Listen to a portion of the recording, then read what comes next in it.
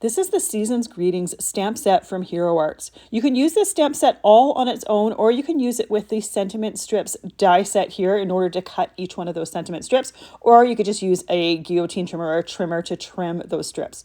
Now, anytime I use a stamp set for the first time, I always use a white eraser on the stamping surface just to remove any possible manufacturing residue. Then I brush off any possible eraser bits.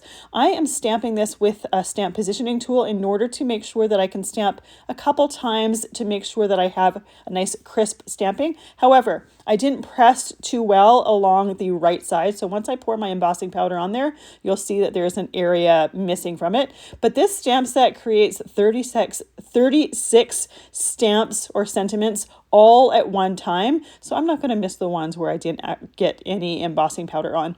Now I'm heat embossing these sentiments, but you could easily just use whatever cardstock you want and then use whatever inks you want on top of it. So you have a lot of different variety that you can get depending on the cardstock that you use, depending on the embossing powder that you use, or the inks that you use.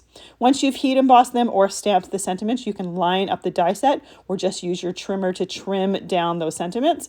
This sentiment strip die goes all the way through from one side to the other. So once that's done, I use a guillotine trimmer and just trim those sentiments shorter. And that way I have all of these sentiments ready to use. I line up the edge of the sentiment on the top of my trimmer and then just trim the edges off. You could also just use a pair of scissors, but by using a trimmer, I know that they're going to be nice and square and perfect. These are great for the front of cards. You could also put them on the inside of cards, but they're great to have a bunch of sub-sentiments ready to go. Any of the extra ones that I have, I'll put in a little Ziploc bag and just put it right in the package with that stamp set. So anytime I plan on using that stamp set, I might already have a sentiment done, ready to go for the project that I'm creating.